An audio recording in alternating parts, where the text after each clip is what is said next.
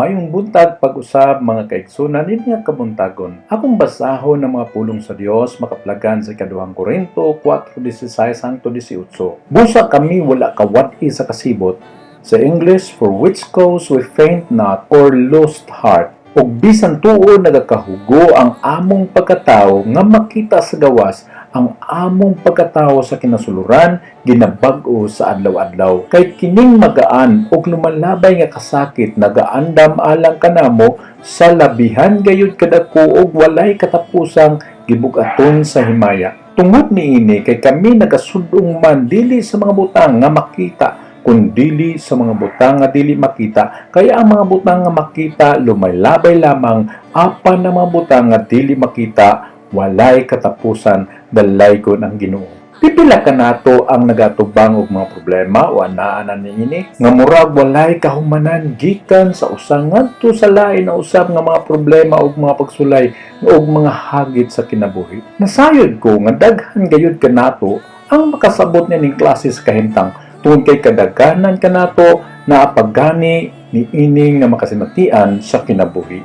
Tungod niini ang uban na apektuhan gayud ang ilang mga panimati o emosyon o pagbati o feelings. Ikaw akong dasigon pinaagi nini nga mensahe gikan sa mga pulong sa Ginoo. Tungod nining mga pagbatia, kita nangandoy og mga pagdasig, pagampo og mga katawhan nga maminaw sa pagpahungaw sa atong mga gibati. Si Pablo nagasulti o nagadasig kanato sa versikulo 16, busa kami wala kawat-i sa kasibot, for which cause we faint not or we don't lose heart. Mao kini ambot nakong ipadangat nga mensahe alang kanimo nining adlaw og nagaampo ako nga kini makadasig kanimo igsoon. Nga nagaingon ayaw kawala og kasibot o kadasig higala. Una nining kalibutana nagaingon ang pulong sa Ginoo. So 1:16-33, gisulti ko kini kaninyo aron nga dinhi kanako makabaton kamog kalinaw dinhi sa kalibutan aduna kamoy kagul-anan apan sumalig kamo kanako kay gidaog ko na ang kalibutan dalay ko ng Ginoo. Kini usa ka saad o promise nga adunay kagul-anan apan makabaton usab kitag kalinaw diha ni Kristo. Busa ayaw gayud kawala og paglaom kadasig ug kasibot sa pagsalig uban sa pagpangalagad sa Ginoo. Sa diha nga atong tugutan ang mga suliran, problema, manghagit, kasamo, kagubot, panginahanglan ug uban pa, maoy kanunay natong lantawon, paminawon o pamalandungan, kini makaapekto gayud sa atong mga pagbati o kasing-kasing lakip usab ang atong panghunahuna nan inay nga makita nato ang pamaagi ug malunod hinuon kita sa maong mga panimati nga makapaluya kanato ug mokuha sa atong paglaom ug pagsalig ngadto sa Dios ug sa iyang bulawanong mga saad. Busa sama sa mga kasinatian ni Pablo sa ikaduhang Korinto 1:8 kay buot kami mga igsuon nga inyong masayran ang kasakit nga among nasinati dito sa Asya kay kami gidaog-daog sa hilabihan gayon sa paagi nga dili maantos nga tungod niini nawad-an na kami sa paglaom nga mabuhi pa. Tingali makaingon ka nga gamay raman ang iyang mga pag-antos kaysa akong gikasinati karon. Nagpadayon si Pablo sa pag-ingon sa ikaduhang Korinto 11:23-29. Mga ministro ba sila ni Kristo? Labi pa ako. Nagasulti ako karon nga daw nawad-an nas maayong pamuot. Og labaw pagani sa mga pagpangabudlay nga labi pang dagko, sa labi pa kadaghan nga mga pagkabinalanggo, sa dili maihap nga mga pagbunal ug mga makadaghan nga pag-ungaw sa kamatayon. Sa 5 kahigayon ako nakadawat kulang na lang og usa nga makapatan kalabdos gikan sa makamot sa mga Hudiyo. Sa 3 kahigayon ako gipuspusan, makausa ako gibato, makatulo ako malunod, usa ka gabi ug usa ka adlaw nagutaw-utaw ako sa dagat. Sa masubsob nga panaw nahimutang ako sa katalagman sa mga suba, sa katalagman gumikan sa mga tulisan, sa katalagman gumikan sa akong mga tagagilungsod, katalagman gumikan sa mga hintel, katalagman sa syudad, katalagman gikan sa kaawa-awan, katalagman sa kadagatan, katalagman gumikan sa mga igsuon nga mini, sa kalapoy o pagpangabudlay adlay sa masubsob nga pagtukaw sa kagabihon, sa kagutom ug sa kauhaw, sa masubsob nga dili makakaon, sa katugnaw ug sa kahubo, o gawas sa uban pang mga butang, anaa ang adlaw-adlaw nga pagpiit kanako tungod sa akong kabalaka alang sa tanang mga iglesia, kay kinsabay nagmahuyang nga wala ko pakigambiti sa pagpati sa kahuyang, kinsabay gipahipangdol ug wala ako masuko.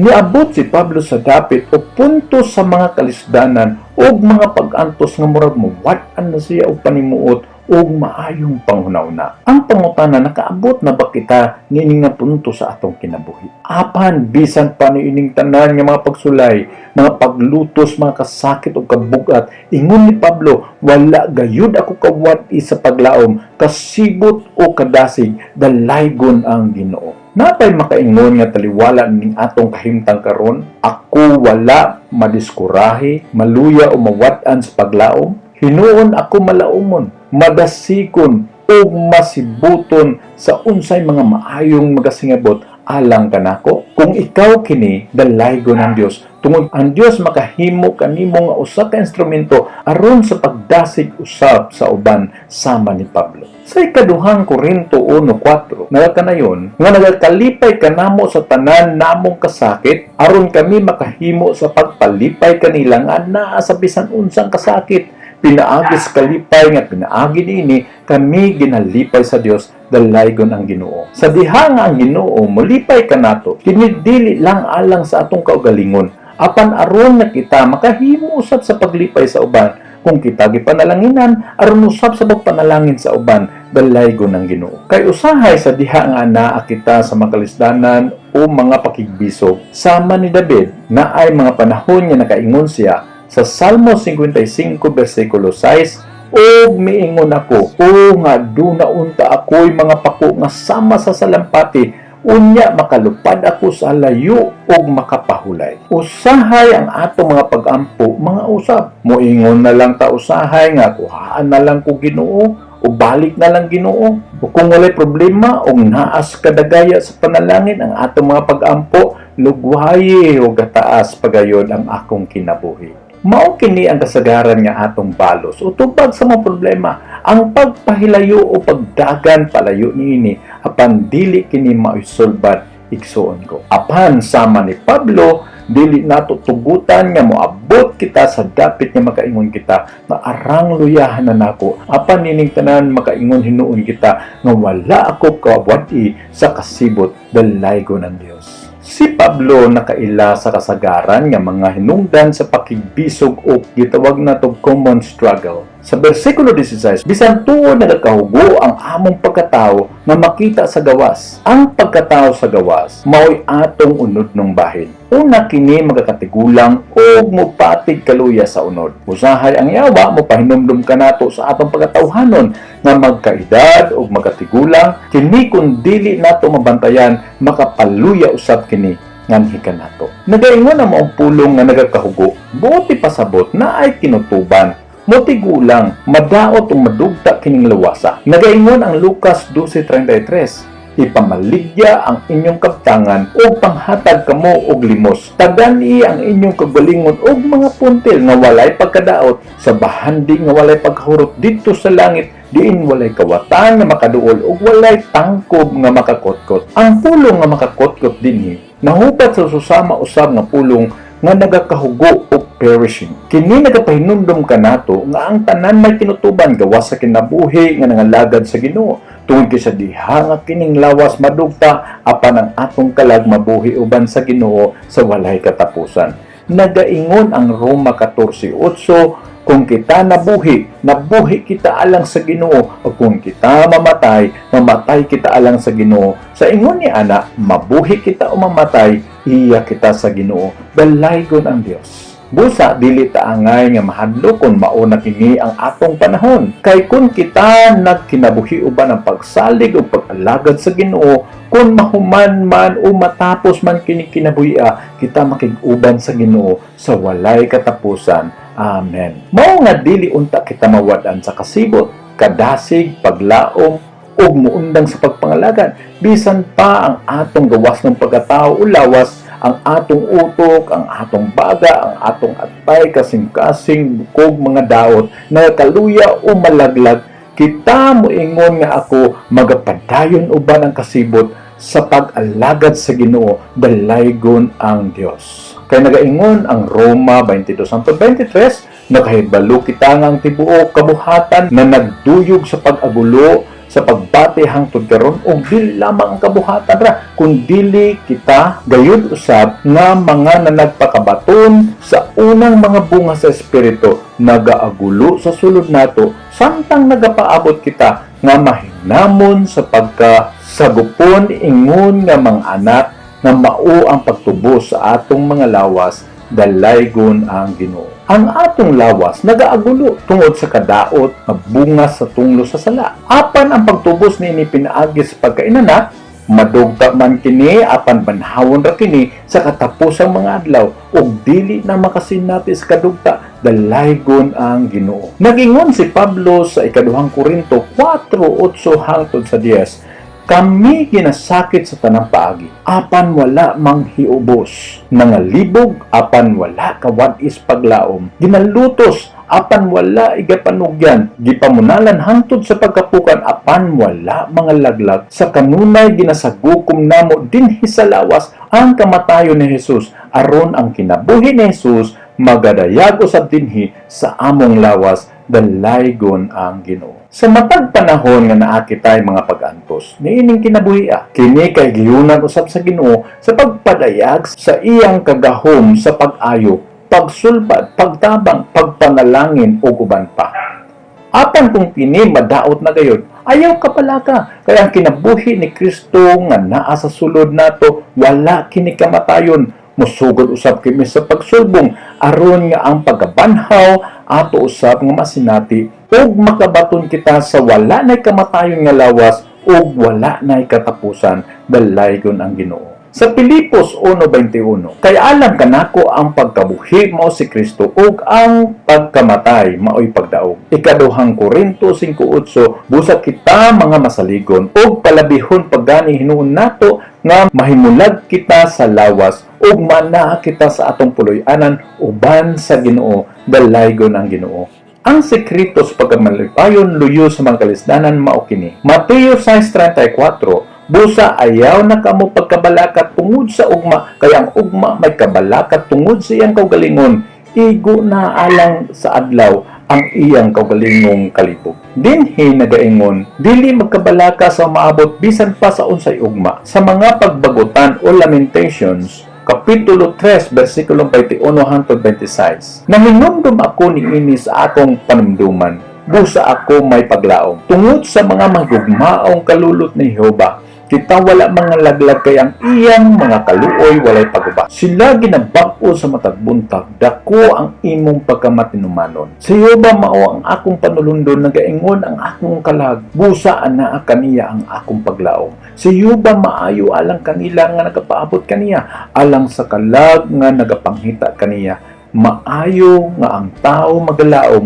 o magapaabot sa kahilom sa kaluwasan ni Jehova, dalaygon ang Ginoo. Amen. Kining adlaw nga nadugang sa atong kinabuhi, timaan sa gugmang kalulot sa Dios o pagkamatinud-anon, ayaw kawala sa paglaom, pagbaton o kasibot, kay anaa sa Jehova nga Dios magaluwas, mutabang, magatagbo o magapanalangin kanimo. Salamat sa Ginoo. Kay walay mga butang nining kalibutana nga mulungtad hangtod sa hangtod, lakip ang mga pagsulay o problema, mga higala o mga igsoon. Nagaingon ang Roma 8:18, giisip ko nga ang mga pag-antos ning panahon na karon dili tako sa ikatandi, sa himaya nga ipadayagra unya kanato. Busa ayaw kini ang una-una, dili ang sakaron nga mga kalisdanan, apan ang mga mahimayaong butang nga nagasingabot, dalaygon ang Ginoo. Apan kung naaman gayud sa sobrang kabugat nga imong gibati o gipanimati nining taknaa, makahimo ikaw sa pagtuaw, paghilak og mosumbong ngadto sa Ginoo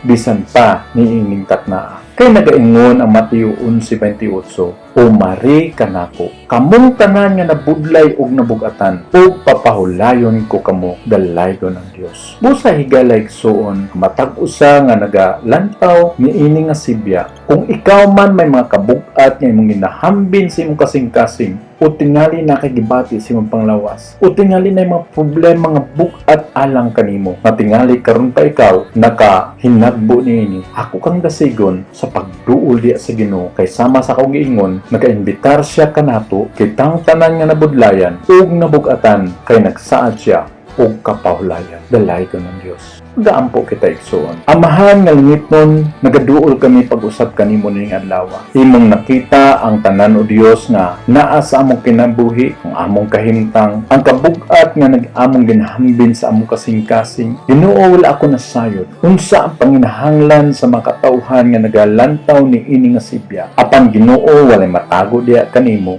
kay ikaw ang Dios nga nasayod kayod sa tanan. Ug ikaw nag-imbitar kanamo, kung kami moduol diya kanimo o manugyan sa among makabugaton, magahatag ikaw og kapahulayan. Mining adlaw unsa man ang ginahambing nga kabugat sa imong makatawhan, nagaampo ako nga ikaw Ginoo magasapnay kanila, ipabati ang imong presensya ngadto kanila nga naa ikaw nga anda mo tubag sa mga pag-ampo, anda mo tabang kanila nga manghayo og hinabang gikan kanimo. Kung naa man karon nga naagibati silang panglawas, ako nagaampo nga imong ituyod ang imong kamot. Ang imong kamot dili mo buo nga dili makahimo sa pagluwas kanila o magapahigawas kanila. Tanduga sila, hikapa sila, ayuha sila sa ngalan ni Jesus. Kung naa may mga problema sa financial, Lord, I pray, tagbuay ng panginahanglan. Unsa man kini nga matang sa suliran, nini matak na ipabati kanila o ipasinati kanila ang imong gugmang kalulot nga makahimo Ginoo sa pagtabang kanila ni mga panahona. Panalangini ang matag usa ning adlaw, matag pamilya nga naa karon sa mga kabugaton, ikaw mamuhat sa ilang kinabuhi.